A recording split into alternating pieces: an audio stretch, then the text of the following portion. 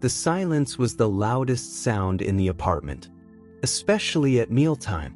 That's what hit Sarah first, that Tuesday evening in late October. Not the usual scrape-scratch of eager claws on the linoleum near the food bowl, not the insistent, chirping meow. That was more question than demand. Just silence. And the bowl itself, a pristine ceramic island in the dim kitchen light, filled with the expensive, salmon-flavored kibble marmalade usually inhaled like it was going out of style. Untouched. Sarah stood there, the empty can of tuna she'd optimistically opened still cold in her hand, the metallic tang sharp in the quiet air. Outside, a persistent, chilly rain tapped against the window panes, blurring the already muted glow of the streetlights below. Autumn in the city smelled of damp concrete, decaying leaves, and a loneliness that seemed to seep under the door. It had been this way since David left. 6 months. The apartment, once humming with shared routines and easy laughter, now felt cavernous, every echo a reminder. She hadn't planned on adopting a cat. Not then. Not when getting out of bed felt like lifting concrete slabs, when the quiet after work stretched into a yawning emptiness she didn't know how to fill. But 3 months ago, on a whim born of sheer desperation to feel something other than numb grief, she'd wandered into the local shelter. And there he was. Not in the front, vying for attention. Tucked into the very last cage on the bottom row, a huddled mass of orange and white fur, watching the world with eyes the color of aged amber. He wasn't tiny, not a kitten. His fur was a bit matted in places. One ear had a tiny, jagged notch missing, like a battle scar from a forgotten skirmish. He didn't purr when she approached, didn't rub against the bars. Just deeply, quietly. The shelter volunteer had lowered her voice. "That's Marmalade. Been here a while. Sweet boy, just reserved. Had a rough start, we think. Previous owner passed, family surrendered him. Doesn't trust easy." Something about that stillness, that watchfulness reflecting her own internal state, cracked something open in Sarah. Reserved. Doesn't trust easy. She understood.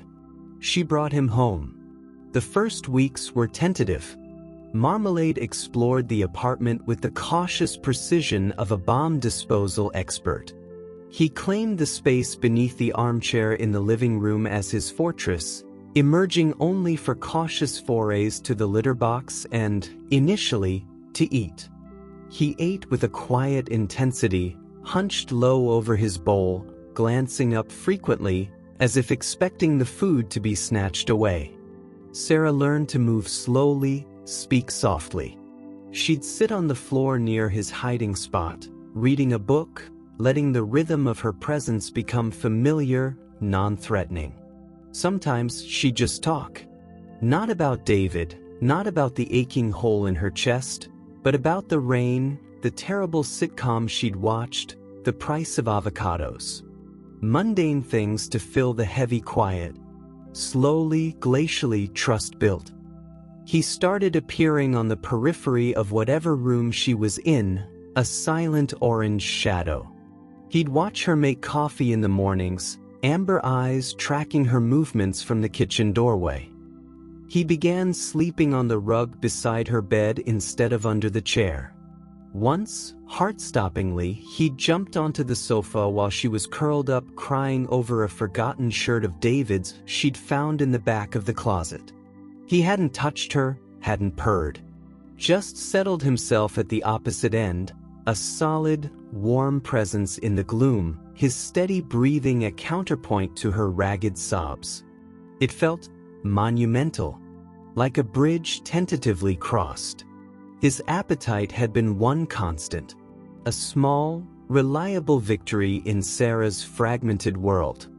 He'd come when called for meals, a slow, deliberate walk, tail held low but steady. He'd eat methodically, then retreat. It was routine. It was comfort. It was normal. Until it wasn't. That Tuesday, the untouched kibble felt like a physical blow. A cold fist clenching in Sarah's stomach, tighter than the grief she'd grown accustomed to. Panic, sharp and acidic, rose in her throat. Is he sick? Did I do something wrong? Marmalade? Her voice sounded too loud, too strained in the quiet apartment. Sweetheart? Dinner. She found him in his usual spot under the armchair. Not sleeping, just lying there, chin resting on his paws, eyes half-lidded but alert. Watching her approach, she crouched down, her knees protesting against the hardwood floor. Hey buddy, aren't you hungry? I opened tuna. Your favorite. She held out a tiny flake on her finger, an offering. Marmalade didn't move, didn't sniff, didn't even blink. His gaze was fixed on her face, unreadable. There was no sign of distress, no vomiting, no lethargy beyond this sudden disinterest. Just a profound stillness. A refusal. Sarah tried everything she could think of that night. Fresh water. Warming the tuna slightly. Different bowls in different locations. A sprinkle of catnip on his food, which he ignored. A new brand of wet food, the most pungent, fishy one she could find. Nothing. He'd approach the offerings, sniff delicately, sometimes give a small, dismissive lick, then turn away with a quiet dignity that felt heartbreaking. He'd retreat to the armchair, or sometimes just sit in the middle of the living room floor, staring into the middle distance, utterly still. The next day was the same. And the next. Sarah called the vet. They squeezed her in for an emergency appointment. Blood work, x-rays, a thorough physical exam. Marmalade endured it with stoic resignation, his amber eyes wide but uncomplaining. Sarah waited in the sterile, antiseptic-smelling reception area, chewing her thumbnail raw, the rain still sheeting down outside, blurring the world into gray smears. Physically, the vet said later, scanning the results on her screen, he's remarkably healthy for a cat estimated around 8. Slight dehydration from not eating, but nothing alarming. Kidneys good, liver good, no blockages, no signs of infection or dental pain causing him to avoid food. She looked at Sarah, her expression kind but perplexed. There's nothing medically wrong with him, Sarah, that we can find. Relief warred with a deeper, colder dread. That what? Why won't he eat? The vet sighed, leaning back in her chair. Cats are complex. Sometimes it's stress. A change in environment? Routine? New people, animals? Sarah shook her head, her throat tight. Nothing's changed. It's just this, like it has been for months. The unspoken since David left hung heavy in the air.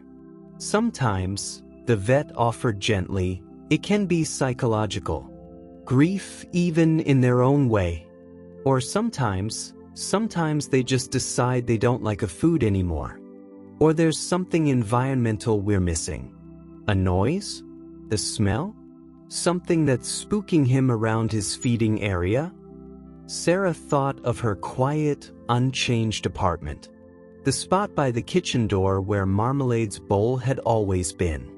Nothing seemed different. What can I do?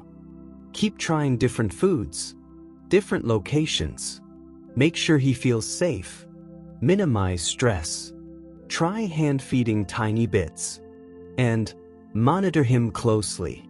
If he goes more than 48 hours without eating anything, or shows any other signs, vomiting, lethargy, hiding more, bring him back immediately. Dehydration becomes critical fast. Sarah drove home through the rain, Marmalade silent in his carrier beside her. The vet's words echoed, nothing physically wrong. Stress? Grief? Something we're missing? The weight of helplessness settled back onto her shoulders, heavier than before. She'd failed David in ways she still couldn't articulate. Was she failing Marmalade too? Was her own suffocating sadness somehow poisoning him? The thought was a physical ache. Back in the apartment, she placed Marmalade gently on the floor. He didn't dart under the chair. He walked slowly, deliberately, to the center of the living room rug. He sat down, facing not her, but the blank wall beside the bookshelf.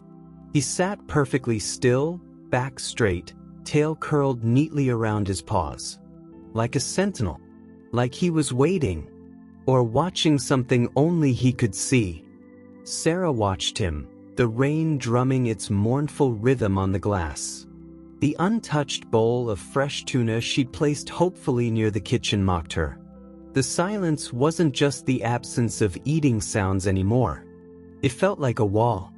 A mystery unfolding right in front of her, in the heart of her fragile, grief-stricken world. Marmalade wasn't sick, but something was profoundly wrong. And she had no idea what it was, or how to fix it. The helplessness was a living thing, coiling in her chest. Later that night, unable to sleep, the image of Marmalade sitting sentinel haunted her. Something were missing. The vet's words. What if it wasn't something around the food? What if it was something happening to the food, or near it, when she wasn't there? When she was at work? When she slept? A desperate idea, born of fear and a fierce, protective love she hadn't realized had taken root so deeply, flickered in her mind. It felt intrusive, maybe a little crazy. But the sight of his ribs starting to become just slightly more visible beneath his fur, the unnerving stillness where there should be the simple, vital act of eating, it overruled everything else. Sitting at her small desk in the glow of her laptop, the rain still whispering outside, Sarah navigated to an electronic site. She scrolled through small, discreet home security cameras, wireless, night vision, motion-activated recording. She added one to her cart. Then, hesitating only a second, added another. One for the kitchen, near the food bowl.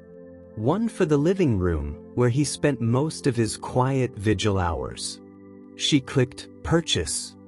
The confirmation email pinged softly in the quiet apartment.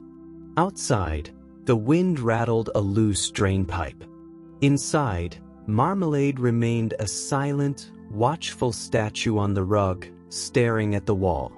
Sarah closed her laptop, the screen's light dying, leaving her in near darkness. The only sounds were the rain, the hum of the refrigerator, and her own anxious heartbeat.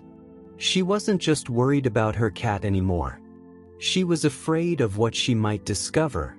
And yet, beneath the fear, a tiny, determined spark ignited. She had to know. Whatever was stealing Marmalade's appetite, whatever silent battle he was fighting in the stillness of her empty apartment, she was going to see it. The quiet shift wasn't just in Marmalade's behavior anymore. It was in Sarah's heart. The watching had begun. The cameras arrived 2 days later. 2 small, black plastic domes, unassuming yet somehow accusatory. Sarah held one in her palm, its smooth surface cool against her skin. It felt like betrayal, like spying. The rational part of her brain argued it was necessary, a tool born of love and desperation. The part still raw from loss, the part that felt perpetually judged, whispered intruder. Installing them felt like committing a crime. She chose angles carefully in the dim afternoon light filtering through the rain-streaked windows. One, mounted high on a bookshelf corner in the living room, had a wide view encompassing the rug where Marmalade held his silent vigils, the armchair fortress, and the doorway to the hall. The other, perched atop the refrigerator in the kitchen, looked down directly onto the food and water bowls placed deliberately back in their original spot near the door. She activated them through the app on her phone, the soft electronic chimes startling in the quiet. Little green lights glowed, tiny, unblinking eyes. She immediately felt exposed, watched in her own home. What if he knows? Marmalade predictably noticed. He emerged from under the armchair as she fumbled with the last mount, his approach silent. He stopped several feet away, head tilted, those ancient amber eyes fixed not on her, but on the new black dome on the bookshelf. He didn't hiss, didn't arch his back, just stared. A long, contemplative stare that seemed to penetrate the plastic casing. Then, with a slow, deliberate blink, he turned and walked back to his post on the rug, resuming his watchful position facing the wall. It wasn't fear Sarah saw. It was assessment, a quiet recalibration of his environment. It unnerved her more than panic would have. That first night, after forcing down a tasteless dinner herself, Sarah sat hunched over her laptop at the small desk in her bedroom. Marmalade was curled on the rug beside the bed, a compact loaf of orange and white, seemingly asleep. The rain had finally eased to a drizzle, leaving the city outside slick and reflective. On her screen, split into two views, her apartment looked strangely unfamiliar. Sterile. The silence captured by the microphones was profound, broken only by the distant hum of the refrigerator and the occasional soft sigh from Marmalade in the other room. She fast-forwarded through hours of stillness. The living room view showed Marmalade, motionless on the rug. The kitchen view showed the untouched bowl of food. Nothing. Just the slow creep of shadows as evening deepened into night. Midnight came and went. Sarah's eyes burned, her neck stiff. She felt foolish, paranoid. Maybe the vet was right. Maybe it was just her. Her sadness a tangible thing, poisoning the air Marmalade breathed. The thought was a physical weight, pressing down. Then, a flicker of movement on the kitchen feed. 2:17 a.m. Sarah leaned forward, heart suddenly hammering against her ribs. Marmalade padded silently into view. He stopped a few feet from his bowl, not approaching it directly. His head was held high, ears swiveling like delicate radar dishes. He wasn't looking at the food. He was scanning the room. The doorway. The corners near the ceiling. His gaze swept past the camera lens on the fridge without pause, but his posture was taut, alert. Not hungry. Watchful. After a full minute of this silent surveillance, he lowered his head, gave the kibble a single, perfunctory sniff, and turned away, padding back towards the living room. Not a single bite. Sarah replayed the clip. Again. And again. The message was clear. It wasn't the food. It was the space around it. The time of day. Something unseen, unheard by her, was wrong. The pattern held. Over the next 3 days, Sarah became a nocturnal creature herself, tethered to her laptop screen. She watched Marmalade's nightly patrols. He'd leave the living room rug around the same time, 2 a.m., sometimes 3 o'clock. He'd enter the kitchen cautiously, always pausing at the threshold, ears pricked, body low. He'd perform his meticulous scan of the room, his movements fluid, silent, utterly focused. Sometimes he'd venture closer to the bowl, sometimes not. But he never ate. Not a morsel. He'd linger for a few minutes, a sentinel in the gloom, then retreat to his rug. During the day, he remained listless, disinterested in food offerings, his usual quiet presence dimmed. He slept more, his naps deeper, less alert. The lack of an obvious threat, no rats, no intruders, no strange noises captured on the audio, was almost worse. It pointed to something internal, invisible. Sarah found herself talking to him more, her voice a low murmur in the quiet apartment. She'd sit on the floor near his rug, not too close, a book forgotten in her lap.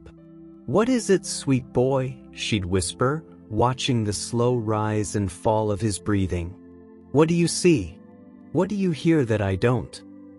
He wouldn't look at her, his gaze fixed on the wall, but his ear might twitch slightly in her direction. A tiny acknowledgement. "Are you scared? Is it this place? Is it me?" The last question hung heavy, laden with her own unspoken fears. Was her grief, a constant, low thrum in the apartment, somehow toxic to him?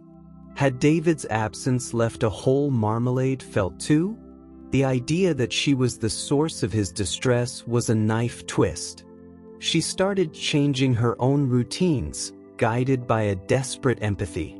She stopped eating at the kitchen counter, opting for the living room floor, placing her own plate a respectful distance from where Marmalade sat.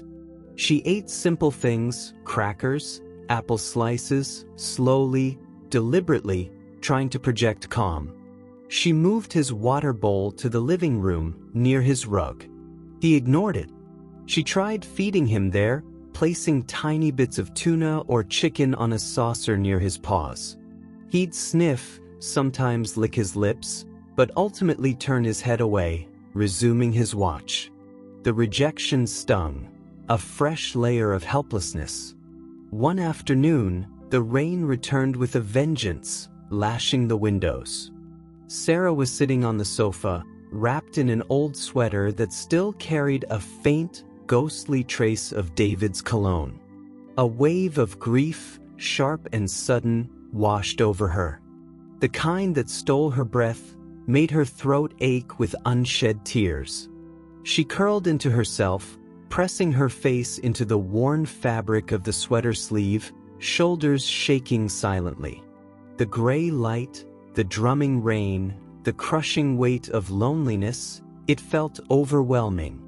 She didn't hear him approach. She felt it. A slight dip in the sofa cushion near her hip. Then a warmth. She lifted her head, blinking through tears. Marmalade was there. Not at the other end. Right beside her. Close. He wasn't looking at her. He was sitting upright, facing forward, his shoulder just lightly touching her leg. His fur was warm through her thin pajama pants. He wasn't purring. He wasn't demanding attention. He was just there, solid, present, a silent anchor in her storm. Sarah froze, afraid to breathe, afraid to move and shatter the fragile miracle. Slowly, tentatively, she lowered her hand, not to pet him, but to rest it gently, palm up, on the cushion between them. An offering, not demanding, just open. Sarah's breath hitched. A fresh wave of tears welled, but this time, they were different. Not just grief, but a profound, almost painful surge of connection. This damaged, reserved creature, refusing sustenance, holding some silent vigil she couldn't comprehend, had crossed the space to her. He felt her breaking. And he came. Not with noise, not with demands, but with the quiet, immense gift of his presence. His warmth seeped into her skin, a counterpoint to the chill of her grief. She didn't move her hand. She didn't speak. She just sat, breathing raggedly, feeling the solid weight of his chin, the soft rhythm of his breath against her wrist. The cameras were forgotten.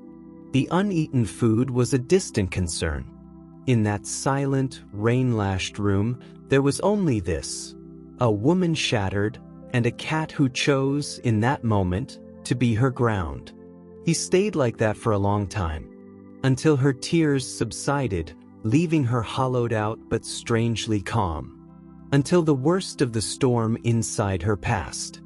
Then, with the same quiet dignity, he lifted his chin, gave her hand one slow, deliberate blink, and jumped down, padding back to his spot on the rug. He didn't look back.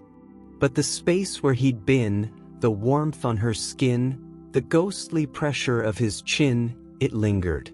It was a bridge built not over days, but in a single, silent moment of shared vulnerability.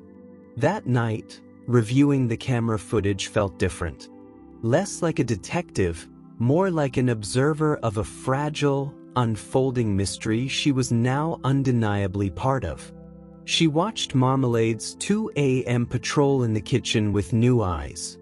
His vigilance wasn't just fear. It was responsibility, protection. But of what? The untouched bowl remained a stark symbol of his internal struggle, but the image of his chin resting on her wrist, the profound stillness of that connection, overlaid everything. The next morning, Sarah woke early. Gray dawn light filtered through the curtains. She lay still for a moment, listening. No rain, just the city slowly waking up. Then a sound, so distinct, the gentle crunch, crunch, crunch of kibble being eaten. Her heart leaped into her throat.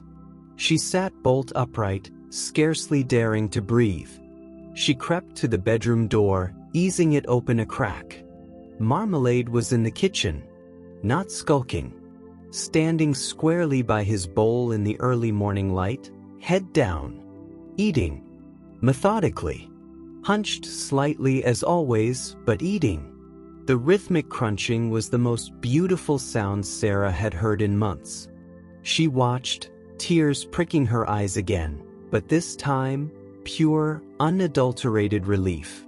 He ate for a good minute, then paused, lifting his head, licking his lips. He looked around, his gaze sweeping the room, pausing fractionally longer near the refrigerator where the camera hid, then bent his head again. He didn't finish the bowl. He ate maybe a third, then stepped back, sat down, and began a thorough wash of his face and paws. Normal cat behavior. Mundane. Miraculous. Sarah leaned against the doorframe, weak with relief. He'd eaten. Something had shifted. Not fixed, perhaps, but shifted. Was it the connection forged in her moment of grief? Had sharing her burden somehow lightened his? Or was it the simple passage of time, the rhythm of dawn breaking the spell of the night watch? She didn't know. But the sight of him sitting there, calmly washing his whiskers after a meal, felt like a fragile victory. A crack in the wall of silence he'd built. The bond, tested by his refusal and her fear, had deepened in the crucible of shared stillness. She knew the mystery wasn't solved. The cameras still watched. The nighttime vigils likely continued.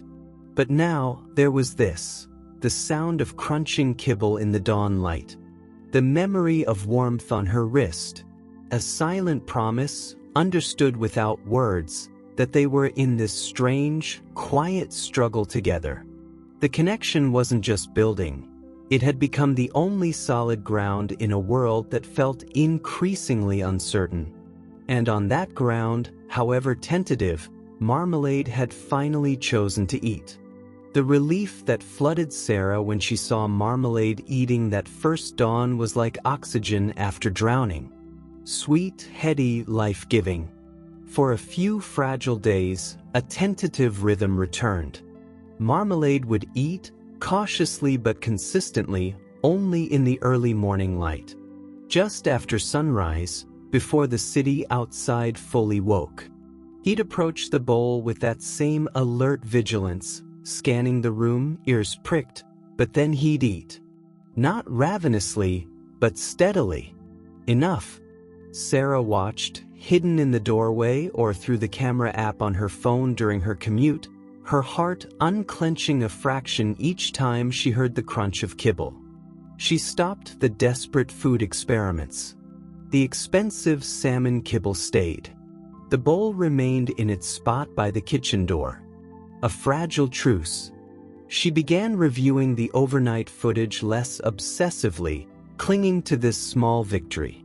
The cameras still recorded Marmalade's silent patrols around 2 a.m. He'd still enter the kitchen, perform his meticulous surveillance, sniff the food, and walk away. But knowing he would eat come dawn made the nocturnal refusal less terrifying. It felt like a pattern now. A strange, unexplained ritual, but a pattern nonetheless.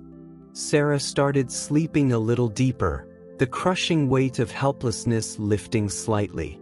She even managed a real smile one morning, watching Marmalade wash his face with meticulous care after his meal, a patch of sunlight warming the orange fur on his back. But the cameras, those unblinking electronic eyes, were still watching. And they held a secret. It was a Thursday evening, damp and unseasonably warm for late November. Sarah was home late from work, the city lights smearing rainbows on the wet streets below. She kicked off her shoes, the familiar silence of the apartment wrapping around her. Marmalade wasn't on his rug. He was sitting in the hallway, staring at the front door. Not the blank wall this time. The door.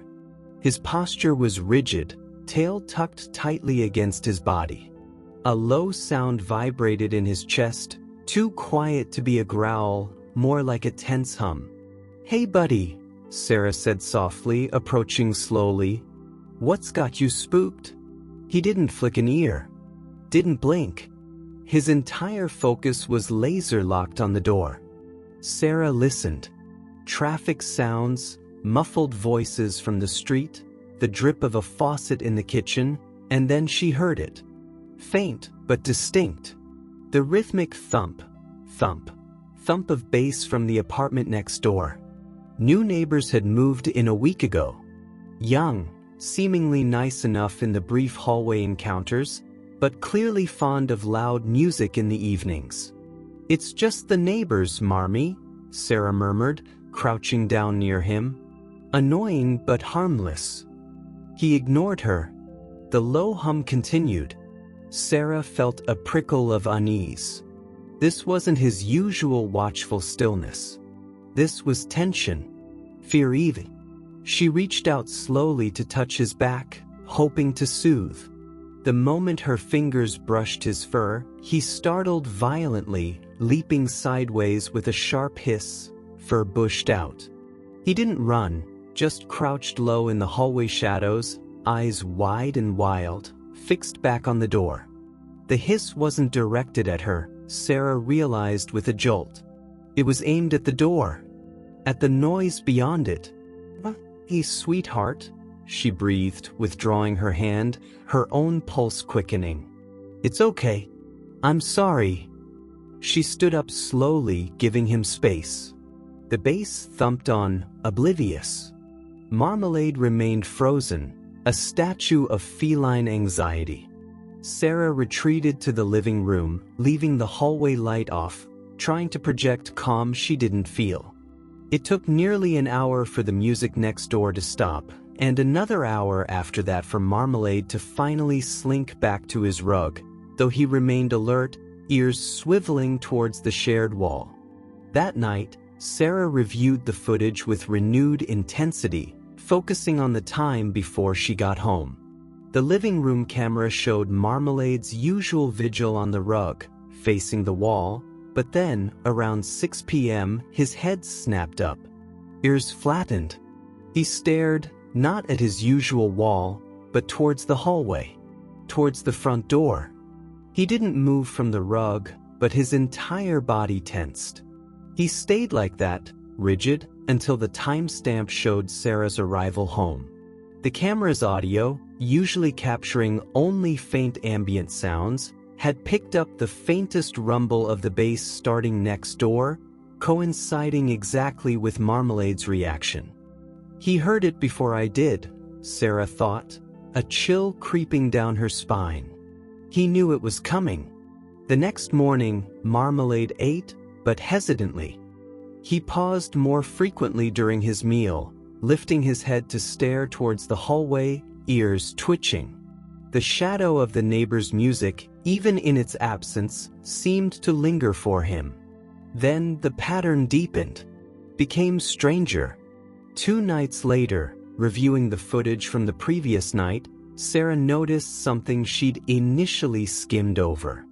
Around 10:30 p.m., Marmalade had been sleeping under the armchair. He suddenly woke, not with a start, but with a slow, deliberate lifting of his head. He didn't stretch, didn't yawn. He simply sat up, fully alert, and stared intently at the blank wall beside the bookshelf. His old vigil spot. He stayed that way for nearly 20 minutes, motionless except for the occasional slow blink. Then, just as deliberately, he laid his head back down and appeared to sleep. Nothing had triggered it on the audio. No sounds Sarah could discern. No movements in the apartment. Just waking. Watching. The wall. What is he seeing? The question echoed in Sarah's mind, more insistent now.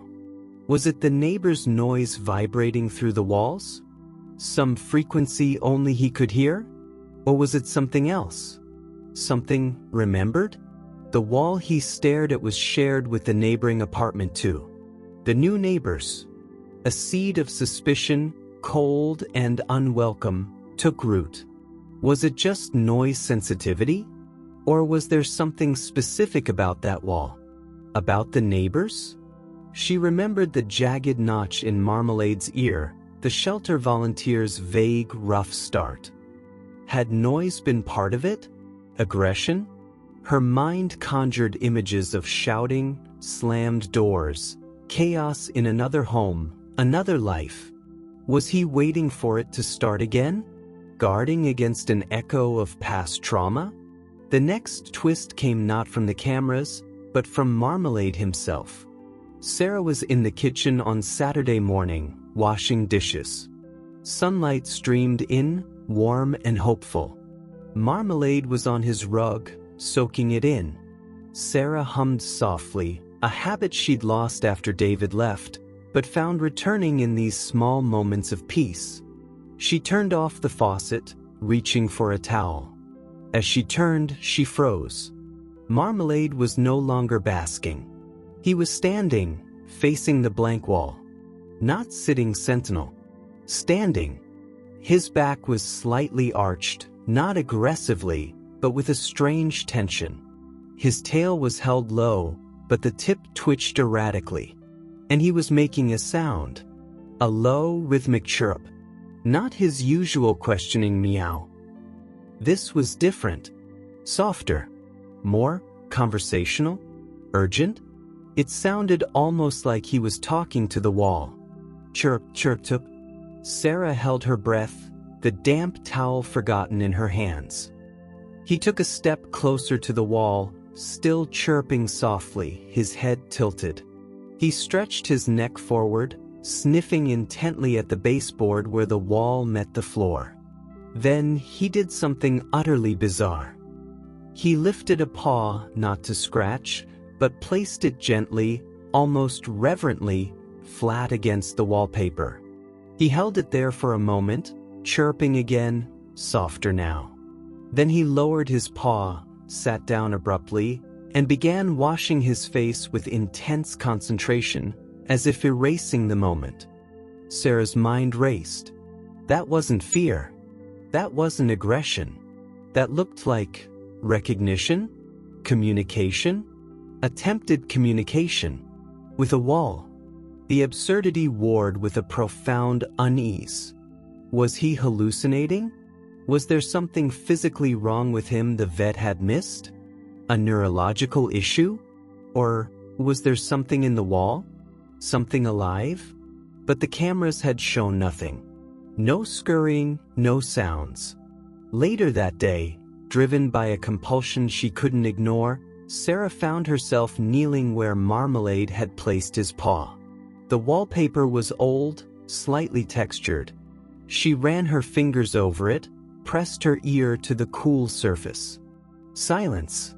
Just the faint, ever-present hum of the building. She examined the baseboard. Old wood, slightly chipped paint. Nothing obvious. No holes, no gaps large enough for anything but dust. Frustration bubbled up. The mystery was deepening, twisting into something less about appetite and more about perception. About what Marmalade saw or heard or remembered that she couldn't access. The cameras captured his actions, but not the world through his ancient amber eyes. The neighbor's bass thumping through the wall felt like a tangible threat he reacted to.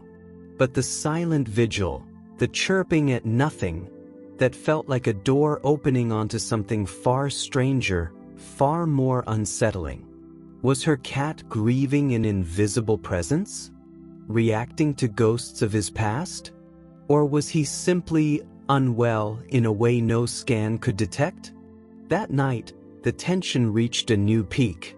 The neighbors had friends over. The bass was louder, punctuated by laughter and the occasional thud that vibrated through the floorboards. Marmalade didn't retreat to his rug. He stationed himself in the hallway again, a small, tense sentinel facing the front door, the low hum vibrating in his chest constantly. Sarah tried coaxing him away with treats, with gentle words. He wouldn't budge. He wouldn't even look at her. His entire world had narrowed to that door, that wall, the perceived threat beyond. Sarah sat on the floor in the living room, her back against the sofa, feeling utterly helpless again. The cameras recorded it all. Marmalade's rigid posture in the hall, the faint tremor she could see in his flank on the high-definition feed, the way his ears flattened with every thump of bass. She watched him on her phone screen, a knot of anxiety tightening in her own chest. This wasn't just about food anymore. This was about his fundamental sense of safety, shattered by the invisible vibrations through the walls. By the newness, the unpredictability next door. His rough start, his reserved nature, it all made a terrible kind of sense. He wasn't just guarding against noise, he was guarding against the return of chaos. Against remembered pain. The music finally stopped around 1 a.m. An hour later, Marmalade finally uncoiled from his hallway vigil and slunk into the kitchen for his usual patrol. Sarah watched the feed, exhausted, emotionally raw. He paused at the threshold, scanned the room, his movements heavy with fatigue.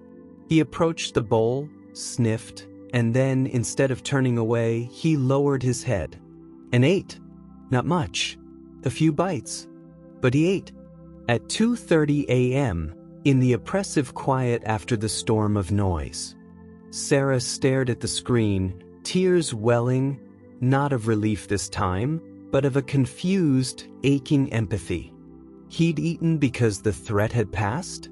Finding safety, however temporary, in the silence that followed the chaos? His world was governed by rhythms and threats she was only beginning to map. The wall wasn't just a wall. It was a membrane separating him from a past he feared, or a present disturbance he couldn't control. His refusal to eat at night wasn't just about the location.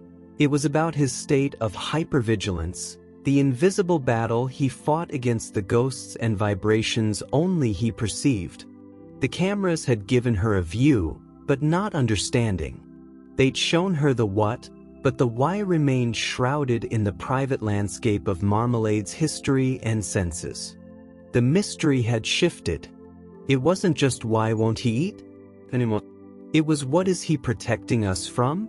And the most unsettling question of all, what if the thing he was protecting her from was simply the echo of his own past, resonating through the thin walls of her grief-stricken present? The quiet apartment no longer felt silent. It hummed with the unheard frequencies of a cat's remembered fear. Sarah closed the app, the glow of the phone extinguished, leaving her in a darkness that felt newly charged, newly dangerous. The tension wasn't rising. It had solidified into a cold, hard knot of shared dread. The watching continued, but now, Sarah wasn't just watching Marmalade. She was watching the walls. The fragile peace shattered on a Tuesday night. Sarah arrived home late, bone-tired from a punishing workday, to find the bass from next door already thumping through the walls, a physical vibration she felt in her teeth before she even turned her key. She pushed the door open, steeling herself. Marmalade wasn't in the hallway. He was behind the sofa, pressed deep into the corner where the wall met the floor, a place he'd never hidden before. Only the frantic whites of his eyes were visible in the shadows. His entire body trembled. Not the low hum of tension now, but a high-pitched, almost inaudible whine escaped him, a sound of pure, distilled terror Sarah had never heard. The music wasn't just loud tonight, it was aggressive, chaotic, punctuated by shouts and laughter that pierced through the thin plaster like shrapnel. "Okay, buddy, okay," Sarah whispered, her own anxiety spiking. She approached slowly, hand outstretched. "It's just noise. Just stupid noise." But as she got closer, Marmalade flinched violently, scrambling further back, claws scrabbling desperately on the hardwood. His eyes, wide and unseeing, were fixed not on her, not even on the wall towards the neighbors, but upwards, towards the ceiling, as if the threat was raining down from above. The whine intensified, sharp and desperate. Sarah froze, heart hammering. This wasn't just fear of sound. This was trauma unleashed. A memory, visceral and paralyzing, dragged kicking and screaming into the present by the cacophony next door. The expensive kibble she'd placed hopefully by his hiding spot earlier lay utterly ignored, a cruel mockery. The cameras were recording, but she didn't need to review footage to understand the depth of his agony. It radiated from him in waves, filling the apartment with a suffocating dread. Her own helplessness curdled into something hotter, sharper. Rage. Not at Marmalade. Not even fully at the oblivious neighbors. At the universe. At David for leaving. At the invisible wounds this gentle creature carried that she couldn't heal. At the wall that seemed to hold the key to his torment. Something snapped. She didn't think. She stalked past the trembling cat, past the untouched food bowl, straight to the blank wall beside the bookshelf. The wall Marmalade had stared at, chirped at, placed his paw against. The wall that shared its bones with the source of this nightmare. Her grief, her frustration, her fierce, protective love for this broken creature coalesced into a single, desperate need to see, to know. She shoved the heavy bookshelf aside with a grunt, scraping it violently across the floor. Dust motes exploded into the air, dancing in the sickly light filtering through the window. She ignored them, dropping to her knees before the expanse of faded, floral-patterned wallpaper, where Marmalade had placed his paw near the baseboard. She ran her fingers over the spot. Smooth. Utterly ordinary. "What is it?" she hissed, the sound tearing from her throat, raw and unfamiliar. She wasn't asking the wall. She was asking the ghost of Marmalade's past, the phantom pain vibrating through him. "What did they do to you?" She pressed her ear against the wallpaper. The bass thudded dully, the laughter muffled shrieks. Nothing else. Just the relentless assault. Tears of frustration blurred her vision. She slammed her fist weakly against the wall. It felt pathetic. Insufficient. Then, a movement in her periphery. Marmalade. He'd emerged from behind the sofa, drawn by her outburst or the scraping of the bookshelf. He wasn't cowering now. He stood a few feet away, watching her. Not with fear, but with an intensity that stopped her breath. His amber eyes, wide and luminous in the gloom, held hers. His trembling had lessened, replaced by a strange, focused stillness. He took a step closer, then another. Ignoring the booming bass, ignoring her tears, he walked right up to the wall beside her. Not to the spot she'd hit. To a spot slightly lower, near the very bottom of the baseboard, almost hidden by the floor molding. He lowered his head. Not to sniff. He pressed his nose hard against the tiny, almost invisible crack where the baseboard met the floor. A crack Sarah hadn't even noticed. He inhaled deeply, his sides expanding. Then he lifted his head and looked directly at her. A long, deliberate look. And he chirruped. That same soft, urgent sound he'd made days before. But this time, it wasn't directed at the wall. It was directed at her. Chirp. It was a plea. An instruction. Sarah stared, her rage dissolving into stunned comprehension. He wasn't hallucinating. He wasn't broken in a way medicine could fix. He was smelling something. Something specific. Something emanating from that tiny crack. Something that, combined with the noise, was triggering a catastrophic memory. Breath-catching, Sarah scrambled forward. She pressed her own nose to the crack Marmalade had indicated. The smell of old wood, dust, the faint damp of the building's foundation, and then underneath it all, cutting through like a razor blade, cigarette smoke. Not fresh. Stale. Deeply embedded. The cheap, acrid kind. And something else, something faintly chemical, almost like old, spilled liquor. A smell that spoke of neglect, of chaos, of a place where safety was a foreign concept. A memory slammed into Sarah, not her own, but one she'd been given. Previous owner passed, family surrendered him. Doesn't trust easy. And the jagged notch in his ear. Suddenly, it wasn't just a scar. It was a testament. The bass, the shouting, the laughter next door. It wasn't just noise. It was the soundtrack to that smell. The sensory triggers of a life before the shelter. Before her. A life of fear, of loud, angry voices, of the stench of smoke and carelessness. He wasn't guarding against the neighbors. He was transported back to the place where his trust was shattered. The wall wasn't just a membrane.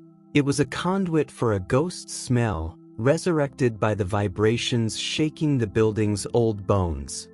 He wasn't refusing food at night.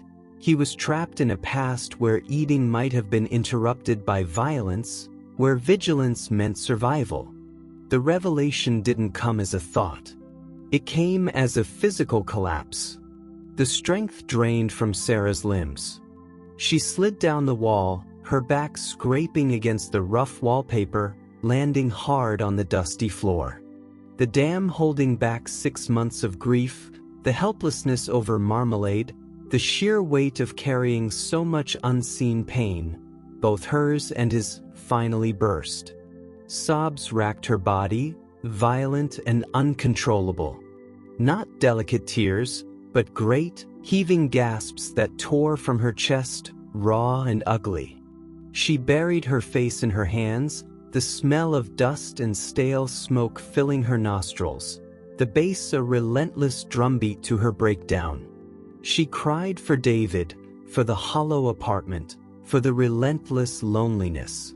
She cried for Marmalade, for the terror in his eyes, for the unseen battles he fought every night. She cried for the sheer, exhausting effort of trying to hold it all together. The carefully constructed facade of coping crumbled into dust at her feet. She didn't hear him approach over the noise and her own weeping. She felt him. A warm weight settling onto her lap. Not tentatively. Not at a distance. Directly onto her thighs, his front paws resting lightly on her chest. She lifted her tear-streaked face, vision blurred. Marmalade was there. Staring into her eyes, his nose inches from hers. His amber gaze held no judgment, no fear of her outburst. Only a profound, ancient knowing. He saw her brokenness. He recognized it. It mirrored his own. Slowly, deliberately, he leaned forward. Not to sniff. He pressed his forehead against the tear-damp skin between her eyebrows. A firm, steady pressure. The soft fur of his brow was warm against her skin. He held it there. A feline kiss. An anchor. A silent scream of, I know. You are not alone in this. It wasn't comfort. It was communion. The dam holding Sarah's grief didn't just break, it dissolved. The violent sobs softened into a deep, shuddering river of release. She wrapped her arms around him, not tightly, but holding him against her, feeling the solid warmth of his body, the rumble that started deep in his chest. Not a purr of contentment, but a low, resonant vibration that seemed to echo the bass next door, transforming it from a threat into a shared frequency. A grounding hum. He stayed. As her tears slowed to quiet hiccups, as the tremors subsided, he remained pressed against her, forehead to forehead, his purr a steady counterpoint to the fading chaos from next door. The music eventually stopped. The shouts ceased. The silence that followed wasn't empty anymore. It was thick with the aftermath of shared pain, the scent of dust and tears and cat fur, the profound intimacy of mutual survival. Sarah leaned her head back against the wall, eyes closed, Marmalade a warm, purring weight in her lap. The wallpaper was rough against her scalp. The crack near the baseboard still emitted its faint, ghostly smell. But the terror was gone. Replaced by a bone-deep exhaustion, yes, but also by a startling clarity. She saw Marmalade, truly saw him, not as a problem to be solved, but as a fellow traveler shipwrecked by loss. His vigilance, his fear, his refusal, they weren't flaws. They were scars. Maps of a survival story she was only beginning to read. And in his steady gaze, his forehead pressed to hers, she saw her own reflection. Not a failure, but someone strong enough to break, to feel, to see the pain in another. She stroked the fur between his ears, her fingers tracing the jagged notch on his ear. A battle scar, like her own invisible ones. "I'm sorry," she whispered, her voice hoarse but steady. "I'm so sorry they hurt you." She wasn't apologizing for the neighbors. She was apologizing for the past. For the world that had been cruel to him. For not understanding sooner. He blinked slowly. A deliberate, languid closing and opening of those ancient amber eyes. An acceptance. A forgiveness. Then he lowered his head, tucking it under her chin, his purr deepening, resonating through her own chest. They sat there, woman and cat, on the dusty floor beside the scarred wall, the unblinking eyes of the cameras witnessing not a mystery solved, but a barrier breached. The silence wasn't a wall anymore. It was a shared space, finally, truly, safe. The breaking point hadn't broken them. It had fused them.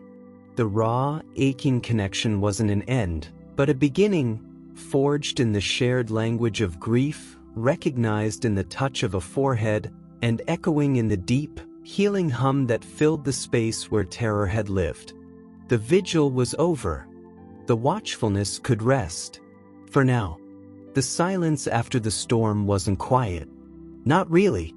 It hummed with the residue of shared breakdown, the phantom vibration of the bass still echoing in Sarah's bones, the salt of dried tears tight on her cheeks. But the terror, the suffocating dread that had filled the apartment like poisonous gas, it had lifted. Marmalade remained a warm, purring weight in her lap, his head tucked under her chin, his body relaxed in a way she'd never felt before. Not just sleeping, resting, truly resting. They stayed like that for a long time. Sarah slumped against the displaced bookshelf, the exposed wall cool against her back, the faint, stubborn scent of stale smoke still a whisper in the air. The cameras watched, unblinking witnesses to the detonation and the fragile ceasefire that followed. Sarah didn't move. Moving felt like breaking a spell. This closeness, this profound stillness born of mutual wreckage, felt sacred, precious. She stroked his back, feeling the rumble of his purr resonate through her own chest, a grounding frequency countering the fading chaos in her mind. Dawn was a gray smudge at the window when Marmalade finally stirred. He lifted his head, blinked slowly at her in the dim light, stretched with a luxurious arch of his back that ended with his front paws gently pressing against her collarbone. He didn't dart away. He simply stepped off her lap, gave himself a thorough shake that sent dust motes swirling, and padded towards the kitchen. Not skulking. Not scanning the shadows with frantic intensity. Just walking. Purposeful. Hungry. Sarah pushed herself stiffly off the floor, her muscles protesting. She followed him, leaning against the door frame, watching. He approached his bowl near the kitchen door. He paused. Not the rigid, hyper-alert pause of before. A considering pause. His nose twitched. He looked at the bowl, then deliberately turned his head towards the living room. Towards the spot where the ghost smell lingered near the baseboard. He gave a soft MRP, more thoughtful than questioning. Then, with a decisive little flick of his tail, he turned his back on the bowl and walked into the living room. He stopped near the displaced bookshelf, sat down, and looked expectantly at Sarah. The message was clear. Not here. Sarah understood. The kitchen, the spot by the door, wasn't just associated with the neighbor's noise anymore. It was intrinsically linked, through that insidious crack, to the resurrected scent of his past terror. Eating there, even in the relative peace of dawn, felt unsafe. Tainted. "Okay, buddy," Sarah murmured, her voice raspy. "Okay." She fetched the bowl, the expensive salmon kibble suddenly feeling trivial. She placed it carefully on the living room rug, several feet away from the haunted wall, in a patch of weak morning sunlight filtering through the window. Marmalade watched her, then approached. He sniffed the kibble. He looked up at her. He chirped softly. Then he lowered his head and ate. Steadily. Calmly.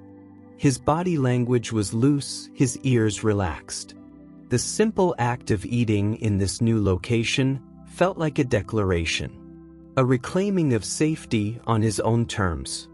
Life didn't magically transform overnight. The neighbors still played their music, though perhaps slightly less earth-shatteringly after Sarah left a polite but firm note explaining the situation, omitting the feline PTSD, focusing on the structural vibrations. Marmalade still reacted. When the bass started, his ears would flatten, his body would tense. Sometimes he'd retreat to his spot behind the sofa. But the trembling terror, the frantic whine, the utter paralysis, that was gone. Reduced to wary discomfort. And crucially, his eating pattern stabilized. He ate consistently now, always on the living room rug, always in the daylight hours. The nocturnal patrols in the kitchen, captured faithfully by the cameras, ceased entirely. The unblinking electronic eyes now recorded mostly stillness. Marmalade sleeping on the rug, or basking in sunbeams, or occasionally padding over to Sarah for a slow blink or a head bump. Sarah reviewed the footage less frequently. The urgency had bled out of the mystery. She knew the why now. The cameras had served their purpose, revealing not just behavior, but the invisible architecture of trauma that shaped it. She didn't uninstall them. They felt like silent guardians now, a testament to the journey. Her own routines shifted, subtly but profoundly. Making coffee in the morning wasn't just a mechanical task anymore. It was accompanied by the soft crunch of kibble on the rug, the sight of Marmalade's contented silhouette in the morning light. She started eating breakfast at the small table by the window, sometimes sharing a tiny bit of scrambled egg with him, a ritual he accepted with regal grace. The apartment still held echoes of David, but they felt less like open wounds and more like preserved memories, integrated into the fabric of this new, quieter life. She didn't cry less, necessarily, but the tears felt different. Cleaner. Less about drowning, more about release. And sometimes, when the sadness felt heavy, she'd sit on the floor near Marmalade. Often, he'd amble over, not always for contact, but to settle nearby, a quiet, furry anchor. His presence wasn't a cure, but it was a profound comfort. A reminder that she wasn't alone in carrying scars. She found herself reflecting on the jagged notch in his ear. It wasn't just a flaw anymore. It was a story, a testament to survival. Just like the invisible scars she carried. She'd spent so long seeing her grief as a weakness, a failure. Marmalade showed her it was just part of the landscape. Something that shaped you, yes, but didn't have to define you. His vigilance wasn't paranoia, it was hard-won wisdom.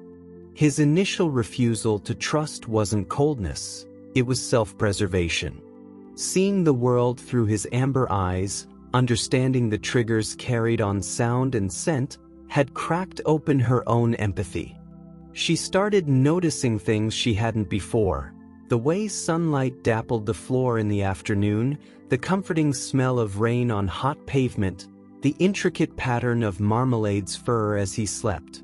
The world felt sharper, more textured, more real. One rainy Saturday afternoon, weeks after the breakdown by the wall, Sarah sat on the sofa, a book open but unread on her lap. Marmalade was curled beside her, not touching, but close enough that she could feel the warmth radiating from him. The rain drummed steadily on the roof, a soothing rhythm. She looked around the apartment. The bookshelf was back in place, covering the faded wallpaper patch where she'd shoved it aside in her fury. The crack near the baseboard was still there, a silent conduit for ghost smells, but it held no power anymore. They knew its secret. She thought about the cameras, about the desperate woman who'd bought them, convinced she was failing, terrified of the unknown. She wasn't that woman anymore. She hadn't fixed Marmalade. She hadn't erased his past. But she'd learned his language. She'd seen the world through the lens of his fear, and in doing so, had reframed her own. The helplessness had been replaced by a quiet, resilient understanding. They weren't master and pet. They were fellow survivors, sharing a raft on a sometimes stormy sea. His trust, hard-won and precious, felt like the most valuable thing she possessed. The decision came quietly, not as a dramatic epiphany, but as a simple, undeniable truth settling into place, as natural as Marmalade choosing the sunniest spot on the rug. She picked up her phone, not to check the camera feed, but to pull up a real estate app. She filtered searches not by price or square footage first, but by one crucial criterion: top floor, or standalone house. Somewhere with thicker walls. Somewhere the vibrations of other people's lives wouldn't shake the foundations of their fragile peace. Somewhere the scent of old smoke couldn't seep through ancient cracks. Somewhere Marmalade could feel truly, completely safe. She showed him the screen, scrolling through listings showing quiet streets, buildings set back from roads, descriptions boasting quiet neighbors, and solid construction. He blinked at the glowing rectangle, unimpressed, then nudged her hand with his head, demanding chin scratches. She laughed, a soft, genuine sound that surprised her. She obliged, scratching the spot under his chin that made his purr motor rev into overdrive. "We need a new place, Marmy," she whispered, her fingers buried in the soft orange fur. Somewhere quiet, with good walls, and maybe a window seat just for you. He leaned into her touch, his purr deepening, a sound of pure, uncomplicated contentment. It wasn't an answer, but it felt like agreement, a shared understanding of the path forward. Life moved. The grief for David was still a presence, a familiar ache in her chest, but it no longer filled the rooms. It had made space.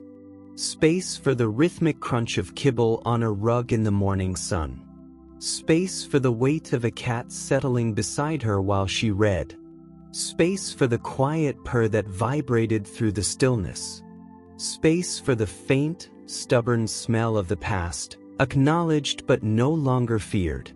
Sarah watched Marmalade stretch out fully on the sofa beside her, his belly exposed, a picture of vulnerable trust. The rain continued its gentle drumming. The apartment, with its thin walls and hidden cracks, wasn't perfect. It wasn't forever, but it was theirs for now. And within its imperfect walls, they had found something unexpected, something fiercely beautiful forged in the shared crucible of brokenness and understanding. A home, not defined by the absence of pain, but by the presence of a quiet, resilient companionship. The vigil was over.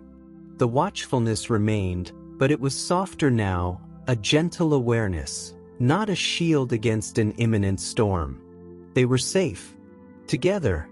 And that, Sarah realized, looking at the cat who had refused to eat and in doing so had taught her how to breathe again, was everything. The knot of dread had unraveled, leaving behind a fragile, resilient thread of peace, woven through with the soft, steady rhythm of a purr. The decision to move wasn't born of panic, but of profound tenderness. A quiet promise whispered between species. Finding the right place took time.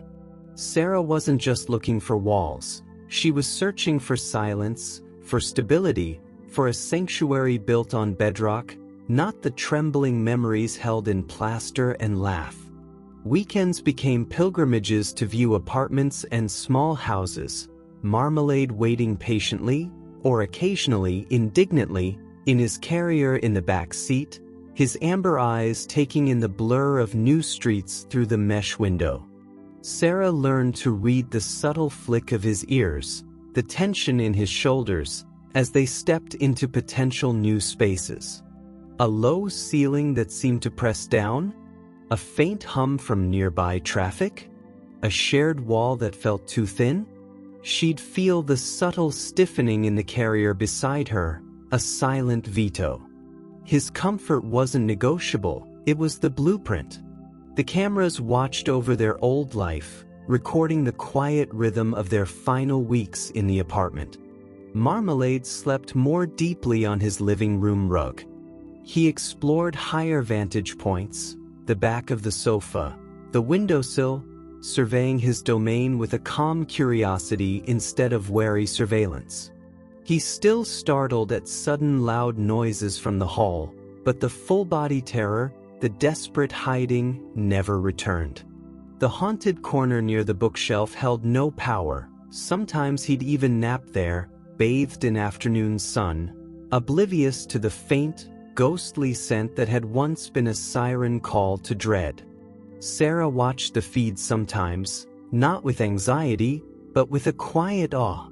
They were archives of resilience, proof of the quiet transformation wrought by understanding. Finally, they found it. A small, top-floor apartment in a converted brick warehouse on the quieter edge of the city. Thick, exposed brick walls. Solid concrete floors. No shared walls on three sides, only the building's sturdy spine separating them from the single neighbor below. Huge, west-facing windows flooding the open space with golden afternoon light. When Sarah carried Marmalade's carrier inside during the viewing, he didn't huddle. He pressed his nose against the mesh, sniffing deeply. The air smelled of brick dust, old wood, and possibility. No cigarette smoke. No phantom vibrations. He let out a soft, questioning MRP. Sarah held her breath. He looked around the vast, sunlit space, then deliberately turned his head and bumped it gently against the carrier door near her hand. Packing began. It wasn't just boxing belongings. It was sifting through layers of a life. Sarah moved deliberately, thoughtfully.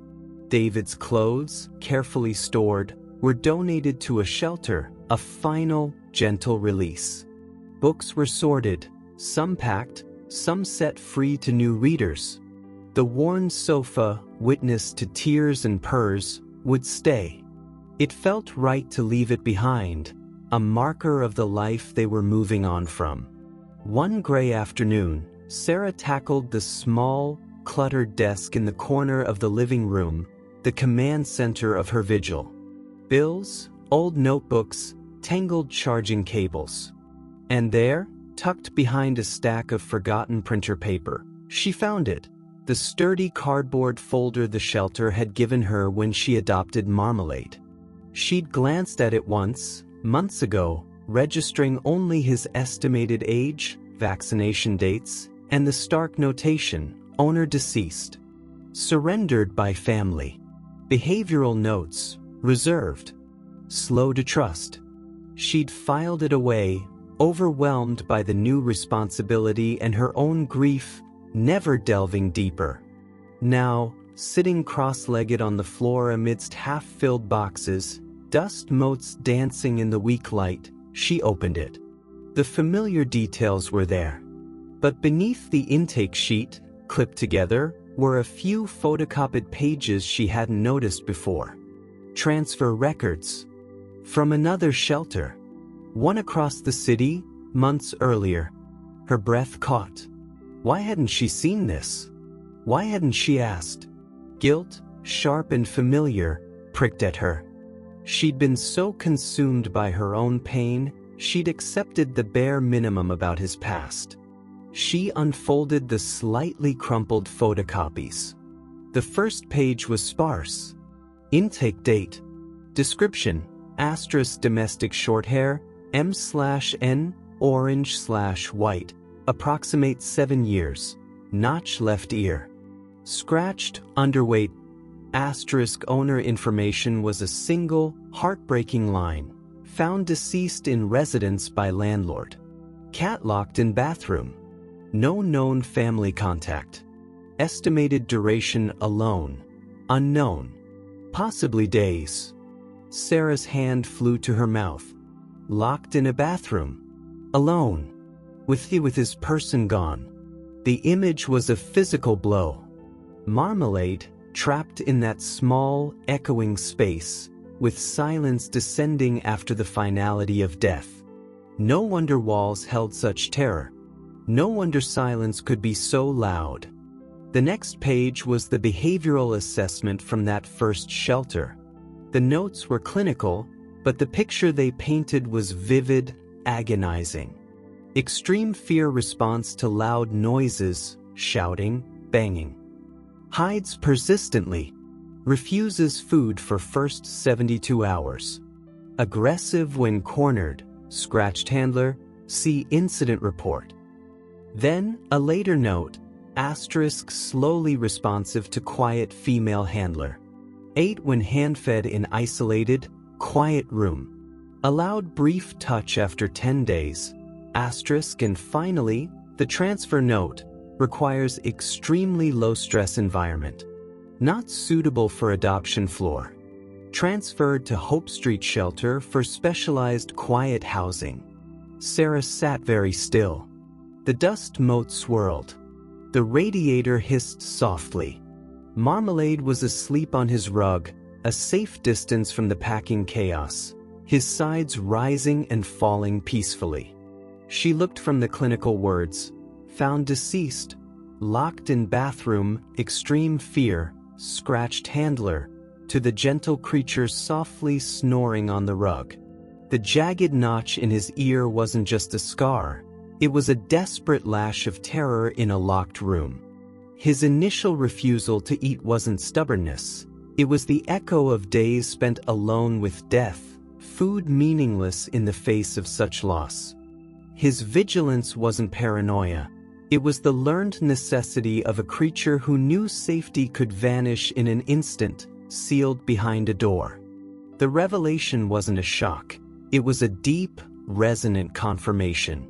It filled in the brutal edges of the picture she'd already glimpsed through his eyes, through the scent in the crack, through his visceral terror of the neighbor's noise.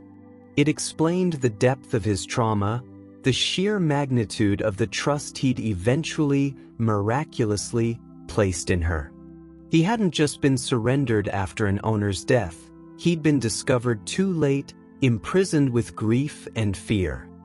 His journey to her had been through layers of abandonment and terror she could barely comprehend. Tears welled, hot and silent. Not just sadness, but a profound, aching reverence. This cat, this survivor, had endured a darkness she couldn't fathom, and yet, here he was, purring in his sleep on a rug in an apartment that was about to become their past. He'd chosen to trust again, to connect, to live, not just survive.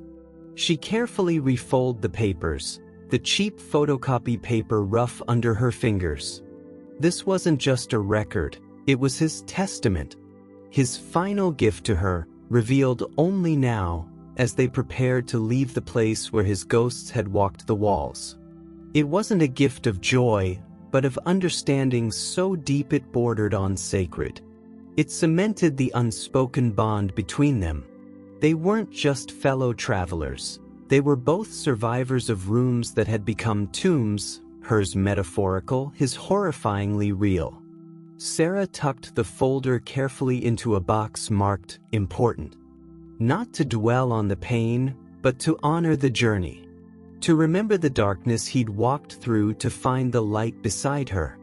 Later that evening, as she taped up the last of the kitchen boxes, Marmalade wandered over. The apartment was echoing, stripped bare, waiting for the movers. He stopped near the displaced bookshelf, the faded wallpaper patch once more exposed. The crack near the baseboard was visible. Sarah held her breath. Would he react? Remember? He didn't stare. He didn't chirp. He walked right up to it. Slowly, deliberately, he lowered his head and sniffed the crack, just as he had that night of her breakdown. He inhaled deeply. Sarah watched, her heart pounding. Then he lifted his head. He didn't hiss. He didn't tense. He simply blinked. A slow, deliberate blink. Then he turned and walked towards her, his tail held high with a quiet confidence. He stopped at her feet, looked up at her, and gave a soft, clear "Emma." Then he rubbed the entire length of his body along her shin, a full, affectionate, purring glide. It wasn't just a rub, it was a benediction, a declaration. That smell? That place? That fear? It belongs to the past. You are my present. You are my safety. Sarah crouched down, tears blurring her vision again, but this time, they were pure, luminous gratitude. She didn't reach for him immediately. She simply offered her hand, palm up, as she had on the sofa months ago. He stepped forward, not to place his chin this time, but to bump his head firmly, lovingly, against her temple. His purr vibrated through her skull, a deep, resonant hum that echoed in the empty space, filling it not with silence, but with the palpable, living sound of trust reclaimed. The cameras, packed away now in a box labeled Old Electronics, had witnessed the mystery unfold. The vet records had revealed the brutal history. But this final gesture, this head bump against her temple in the echoing shell of their old life, was Marmalade's own revelation. His final gift wasn't the story of his pain. It was the overwhelming, purring testament to his choice. He wasn't just safe with her. He was home in her presence, regardless of the walls around them. The past held its ghosts, but the future, in a new apartment with thick brick walls and golden light, held only the promise of this profound, hard-won peace. The gift wasn't just for her. It was the irrevocable proof that even the deepest wounds could heal enough to hold love. The silence in the new apartment wasn't silence at all. Not like the old silence, heavy with echoes and dread. This silence was full.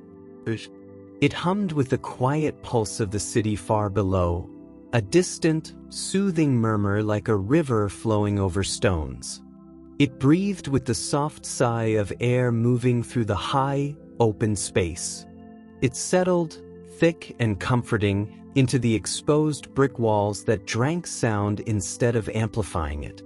And woven through it, steady as a heartbeat, was the deep, resonant purr emanating from the orange and white cat curled in a perfect circle of sunlight on the wide windowsill Sarah had promised him.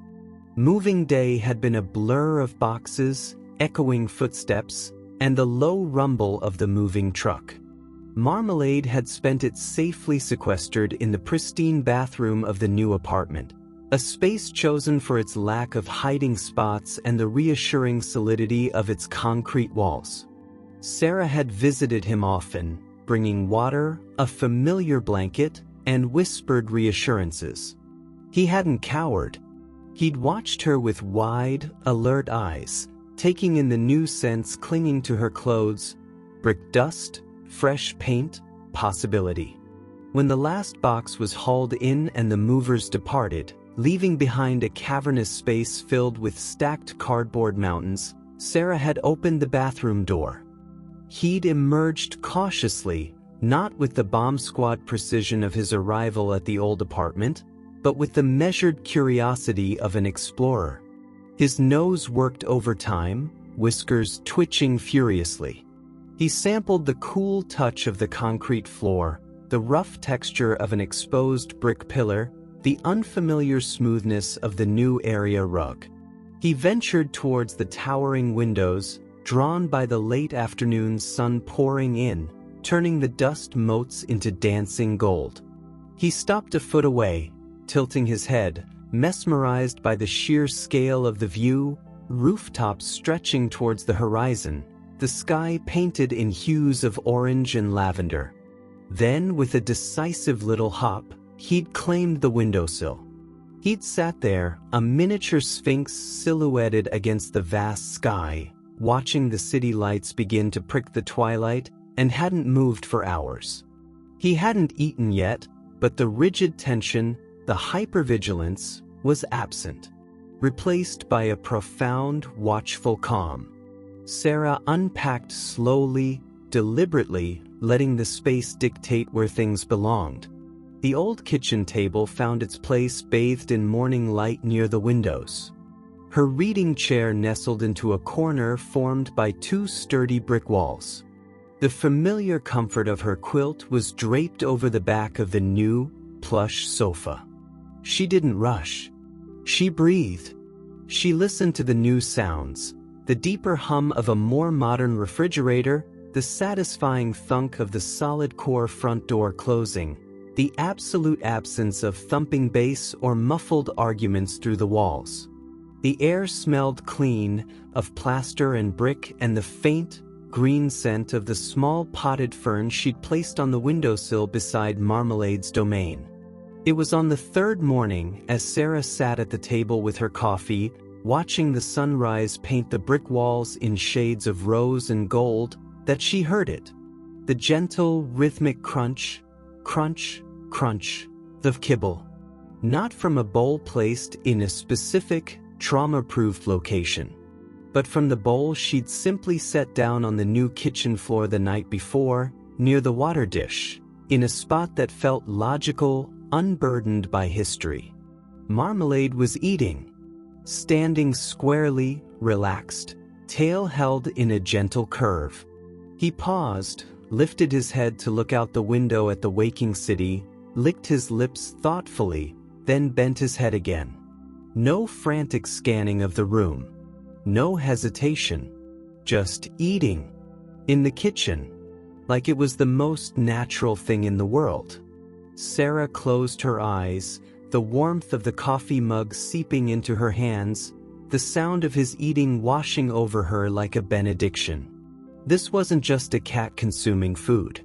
It was the final brick laid in the foundation of their sanctuary. It was trust, solidified.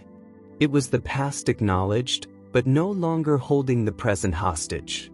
A single tear escaped, tracing a warm path down her cheek. Not of sadness, but of a gratitude so vast it felt oceanic.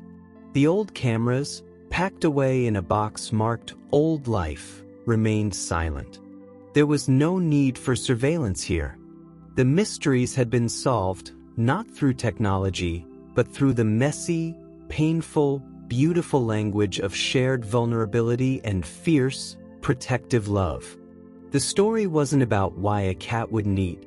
It was about how we learn to listen, truly listen, to the silent screams of those who cannot speak our language. It was about the invisible wounds we all carry, the ghosts that walk beside us, and how the simple act of bearing witness, of seeing the pain and choosing to stay, can be the most profound medicine. Sarah thought of David. The sharp ache was still there, a familiar hollow beneath her ribs. But it no longer defined the space around her. His memory felt integrated now, like the grain in the old kitchen table, a part of the structure that held her up. She hadn't moved on from him. She had learned to carry him differently. Marmalade had taught her that grief wasn't a room to be locked away. It was a landscape to be traversed, sometimes hand in paw with another wounded soul. Healing wasn't about forgetting. It was about finding a way to live alongside the loss, making space for new light, new purrs, new mornings. She watched Marmalade finish his meal, give his whiskers a meticulous wash, and then leap gracefully back onto his windowsill throne. He stretched, a long, luxurious arc that showed the pale fur of his belly, a gesture of ultimate vulnerability and trust. He settled down, tucking his paws beneath him, his amber eyes half closed, gazing out at the city bathed in morning light. The sun caught the jagged notch on his ear, turning the scarred edge into a tiny line of gold. That notch. It was no longer a mark of shame, of a violent past. It was a badge of survival, a testament to the darkness he had endured and emerged from, not unscathed, but unbroken in spirit. It was a reminder that the most fragile-looking creatures often hold reservoirs of resilience we can scarcely fathom. And it was a mirror. Sarah touched the faint lines around her own eyes, etched by grief and worry. Her scars were invisible, but they were there. Marks of her own survival. Marmalade hadn't erased them. He had shown her they were part of her strength, her story. Just like his notch was part of his dignity. The universal truth of their story settled over Sarah, warm as the sunlight streaming through the window. Love isn't about fixing broken things. It's not about erasing the past or silencing the ghosts. It's about creating a sanctuary sturdy enough to hold the broken pieces. It's about showing up day after day, with quiet presence and fierce patience. It's about learning the unique language of another heart's wounds and whispering back, in every gesture, every shared silence, every bowl placed just so. You are safe here. Your pain is seen. You are not alone. It's about the miraculous alchemy that happens when two fractured souls recognize each other across the chasm of their own histories and choose to build a bridge, not out of perfection, but out of shared, imperfect understanding. Marmalade blinked slowly at her from his sunbeam, a deliberate, languid closing and opening of those ancient, knowing eyes. It wasn't just a cat blink. It was a benediction, an acknowledgement, a silent yes. This. Sarah smiled, a real, unguarded smile that started deep inside and softened her whole face. She took a slow sip of coffee, the bitterness tempered by the sweetness of the moment. The city stretched out below, alive and humming. The brick walls stood strong and silent. The scent of coffee and clean fur filled the air. And on the windowsill, a cat who had refused to eat, who had stared at walls and carried the scent of terror in his fur, basked in the golden light, a picture of profound, hard-won peace. His purr, a deep, resonant vibration in the stillness, wasn't just a sound. It was the quiet song of sanctuary found. It was the melody of the present moment, finally louder than the echoes of the past. The story wasn't ending. It was settling into the solidity of brick and the warmth of shared sunlight, into the rhythm of new routines and the profound comfort of safety, finally, truly known. The mystery that began with untouched kibble in a silent, grieving apartment had led them here, not to a perfect happily ever after, but to a real, imperfect, deeply beautiful now. A now built on the unshakable foundation of mutual survival and the quiet, purring certainty that, whatever storms the future might hold, they would face them within these strong, silent walls, together. The final image wasn't one of dramatic revelation, but of lingering, luminous peace. A woman sipping coffee, a cat asleep in a sunbeam, and the world outside the window, held gently at bay, where it belonged. But the journey continues. Did Marmalade's quiet strength resonate with you? His story, born of silent struggle and unwavering love, reminds us that the deepest connections often bloom in the cracks of our brokenness. If this journey of healing, trust, and finding sanctuary touched your heart, subscribe to our channel. We uncover real-life tales of resilience, the extraordinary bonds between humans and animals, and the quiet miracles that happen when we choose to truly see each other. Hit the notification bell so you never miss a story that might just change how you see the world. Speech balloon comment below. What silent language has an animal in your life spoken? Did Marmalade's vigil remind you of a special bond you share? We read every single story you share. Share this with anyone who understands the healing power of a purr, the weight of unseen scars, or the courage it takes to trust again. Sometimes the most powerful stories are the quietest ones. Help us spread their light. Your support helps us find and tell more stories like Marmalade's, stories that mend hearts, one gentle paw step at a time. Thank you for watching. Thank you for believing in the quiet ones.